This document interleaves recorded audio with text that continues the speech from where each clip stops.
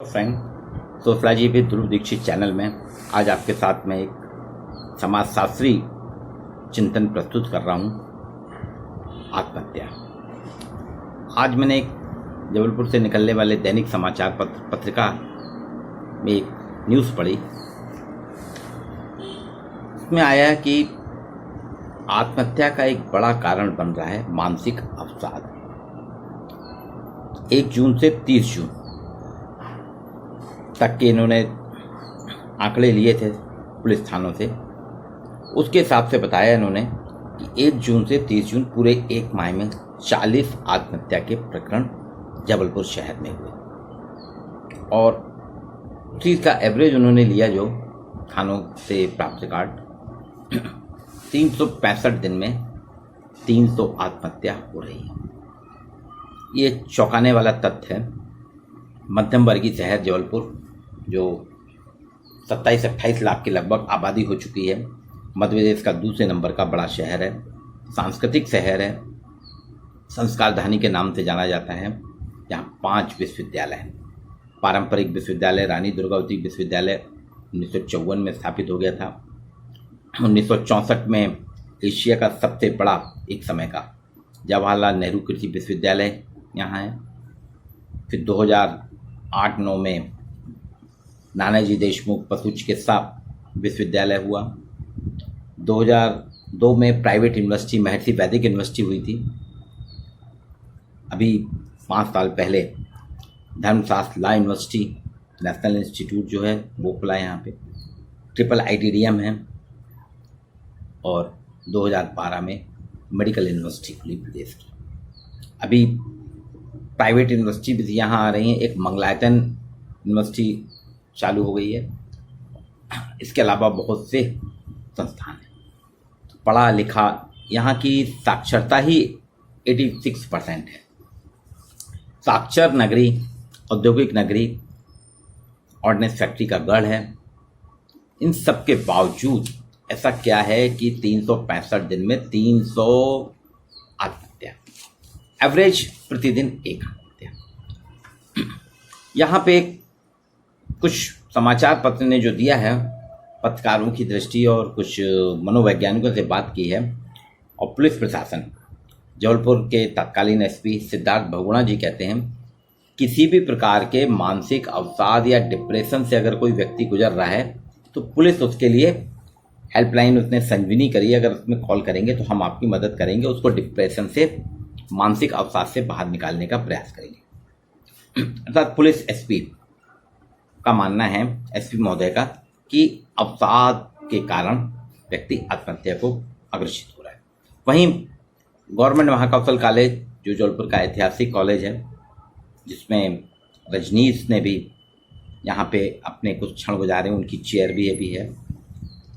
वहाँ की मनोवैज्ञानिक डॉक्टर शोभना खरे कहती हैं कि मनोवैज्ञानिक रूप से वास्तव में अगर कोई व्यक्ति या बच्चा चुपचाप रहने लगे, किसी से बातचीत ना करे, आइसोलेशन पे रहे, बात पे चिड़चिड़ाए, अपने दोस्तों परिजनों कभी करीबियों से बातचीत ना करे, उनसे दूर भागे, तो हमारा दायित्व है कि हम उसको आइसोलेशन से बाहर निकालें, उसके साथ मिलें, क्योंकि वो कहीं ना कहीं किसी मानसिक तनाव से गुजर रहा है और हमें ये प्रयास करना होगा कि हम उसकी मानसिक तनाव, उसकी मानसिक विक्षिप्तता को दूर कर सकते हैं, मानसिक तनाव को दूर कर सकते हैं। हम आपके साथ हैं।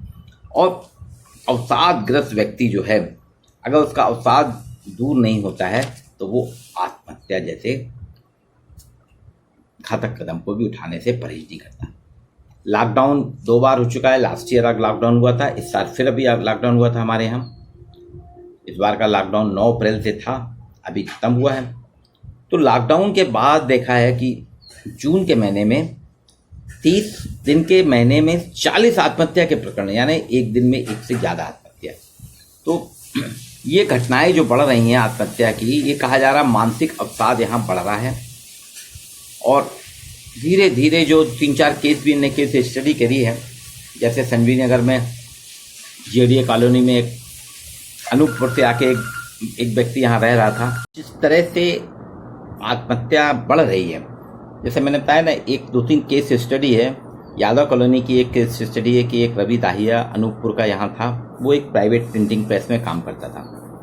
उसने 25 जून की रात में रेल की पटरी ट्रेन से कट के जान दे दी। अभी उसकी विवेचना चल रही है।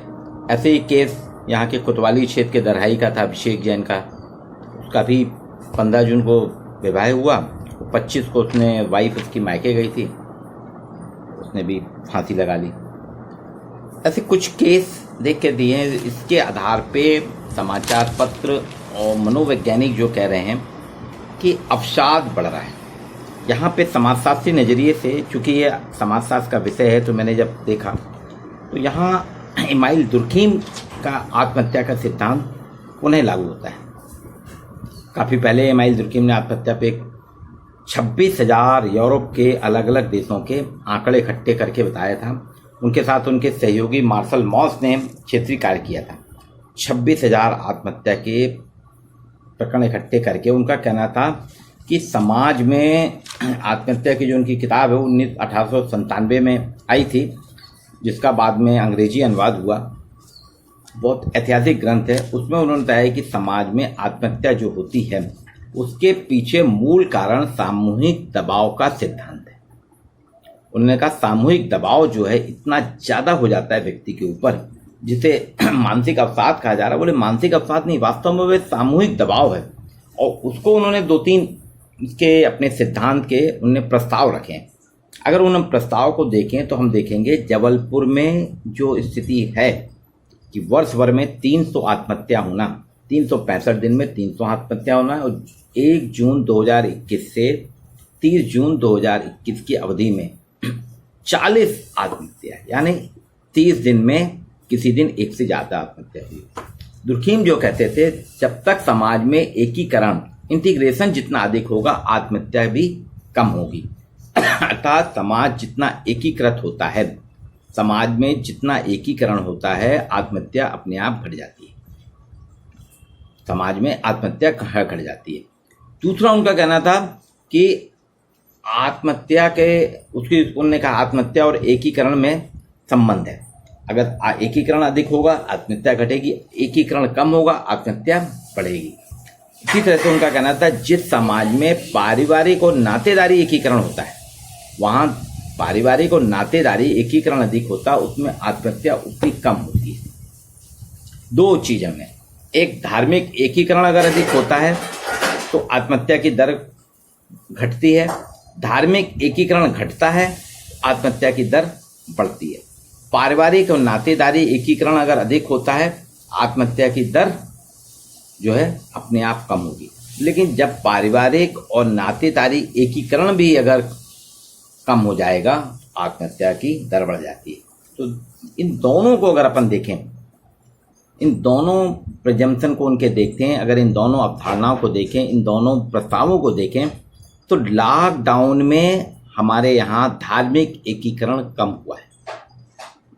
लोगों के मेल जोल, धार्मिक व्यवहार सब बंद हैं, धार्मिक गतिविधियां हमारी बंद हैं, मंदिर बंद हैं। शाम के समय परिवार के साथ व्यक्ति जाता था, मंदिर जाता था, मस्जिद जाता था, गिरजाघर जाता था, चर्च में प्रार्थना, सामूहिक प्रार्थना होती थी, मस्जिद में नमाज होती थी, मंदिरों में पूजा होती थी। ये सारे कार्यक्रम, भजन मंडली सब होते थे, ये सब बंद है। तो यहाँ देखिए आप, धार्मिक एकीकरण जो है वो अभी घटा है। लॉकडाउन में धार्मिक एकीकरण घटा तो आपने देखा आत्महत्या बढ़ गई। जून में 30 दिन के महीने में 40 आत्महत्या। यानी दुर्खीम का जो सिद्धांत है, दुर्खीम ने जो सिद्धांत दिया था 1897 में, 125 साल हो रहे हैं। 125 लगभग 125 साल पुरानी अवधारणा या सिद्धांत आज भी सत्य है कि धार्मिक एकीकरण अधिक होने से आत्महत्या घटती है, धार्मिक एकीकरण कम होने से आत्महत्या बढ़ती है। लॉकडाउन में जबलपुर शहर या अन्य शहरों के आंकड़े नहीं है, जबलपुर शहर की बात कर रहा हूं कि धार्मिक एकीकरण यहाँ पे घटा। लॉकडाउन में मंदिर और धार्मिक गतिविधियां, धार्मिक क्रियाकलाप हमारे कम हुए, तो देखिए धार्मिक एकीकरण कम हुआ तो आत्महत्या बढ़ गई। दूसरा उनका प्रेजेंटेशन था, दूसरी उनकी प्रस्तावना थी कि जब पारिवारिक और नातेदारी, किनशिप, फैमिली एंड किनशिप एकीकरण अधिक होता है तो आत्महत्या घटती है। और अगर पारिवारिक और नातेदारी एकीकरण कम होता है, आत्महत्या बढ़ती है। तो जून माह में हमारे यहाँ अगर हम देखें, लॉकडाउन खत्म होने की कगार पे आया, धीरे धीरे खत्म करा गया उसको, लॉकडाउन ओपन किया गया, लेकिन जून आते आते परिवार में एकीकरण कम हो गया था, हमारे नातेदारी संबंध कम हो गए थे, लोगों का मिलना जुलना बंद हो गया था। बहुत ज़्यादा कोरोना वायरस के फैलने के कारण लोग दूर से इतना ज़्यादा हुआ कि लोगों ने आना जाना बंद कर दिया, फ़ोन पे ही बातचीत होती, प्रत्यक्ष संबंध हमारे ख़त्म हो गए, किनशिप कम हो गई।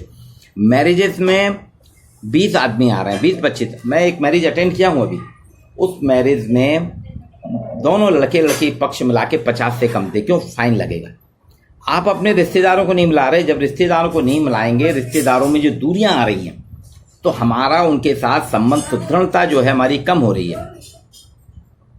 कार्ड नहीं छप रहे हैं, लोगों को मना करा जा रहा है, लोग कार्ड के साथ साथ माफ़ी मांग लेते हैं, भाई आप अपने घर से हमको आशीर्वाद दीजिए, हम क्षमा प्रार्थी हैं। तो ये नातेदारी संबंध भी हमारे कम होने लगे। वैवाहिक समारोह में सामूहिकता कम हुई, लोगों की प्रतिभागिता कम हुई, पारिवारिक संबंध कम हुए। दूसरी चीज, लॉकडाउन से लोगों की आर्थिक स्थिति बहुत खराब हुई। घर में बैठे हैं, घर में बैठने से, घर के साथ रहने से चिंताएं अधिक हो रही हैं। स्वास्थ्य के लिए कि स्वस्थ हो जाएं, पैसे की कमी है, जिनको कोरोना होगा उनको तो बीमारी में बहुत पैसा लगा, पैसा आ नहीं रहा है, किस्तें जमा करना है, सैलरी सीमित है, बच्चों की पढ़ाई नहीं हो पा रही है, बच्चों की परीक्षा क्या होगी, बच्चों का भविष्य, ये सारे परिवार में तनाव आता जा रहा है, परिवार एक द्वंद्व में जी रहा है। तो पारिवारिक एकीकरण देखिए कम हो रहा है। परिवार में हम लोग रह जरूर रहे हैं लॉकडाउन में, सब लोग एक साथ, लेकिन सबके बीच में थोड़ी थोड़ी दूरियां भी हैं। तो पारिवारिक और नातेदारी एकीकरण कम हुआ है। लॉकडाउन पीरियड में पारिवारिक नातेदारी एकीकरण कम होने से परिणाम हुआ कि आत्महत्या की दर बढ़ गई। दूसरी चीज एक और उनका था, तीसरा प्रस्ताव, जब समाज जो है राजनीतिक सुदृढ़ता होती है, राजनीतिक एकीकरण होता है, वहां आत्महत्या कम होती है। जहां राजनीतिक अस्थिरता होती है, विघटन होता है, वह आत्महत्या की दर बढ़ जाती है। अभी राजनीतिक मध्य प्रदेश में तो राजनीतिक सुदृढ़ता है। पिछले साल ही सरकार बदली थी, तो पिछले साल तक तो सुदृढ़ता नहीं थी, लेकिन उसके बाद धीरे धीरे नई सरकार आने के बाद वो अपने आपको सुदृढ़ कर रही है, धीरे धीरे एकीकरण बढ़ रहा है। पर वो भी राजनीतिक एकीकरण भी देखा जाए उतना नहीं है जितना होना चाहिए, क्योंकि अभी सरकार के सामने बड़ी समस्या है कि हम कैसे लोगों को स्वस्थ रखें।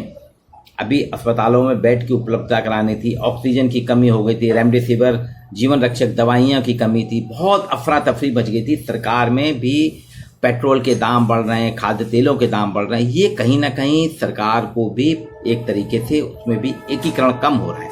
तो 3, धार्मिक एकीकरण कम हुआ है, पारिवारिक एकीकरण कम हुआ है, नातेदारी एकीकरण कम हुआ है और राजनीतिक एकीकरण कम हुआ। इनके कारण हम देख रहे हैं कि हमारे यहाँ जो है आत्महत्या की दर बढ़ी है। उसका मूल कारण जो मानसिक तनाव कहा गया, मानसिक अवसाद जो कह रहे हैं, मनोवैज्ञानिक अपनी दृष्टि से सही हैं, लेकिन समाजशास्त्री दृष्टिकोण से मैं आपको बता रहा हूँ कि 125 लगभग 1897 125 साल पहले की एमाइल दुर्खीम की 26,000 आत्महत्या के आंकड़ों की जो उन्हें विश्लेषण करके जो दिए थे सिद्धांत, उन 3 सिद्धांत आज भी सिद्ध हैं। अर्थात जबलपुर शहर में जो आत्महत्या का ग्राफ बढ़ा है, उसका मूल कारण क्या है?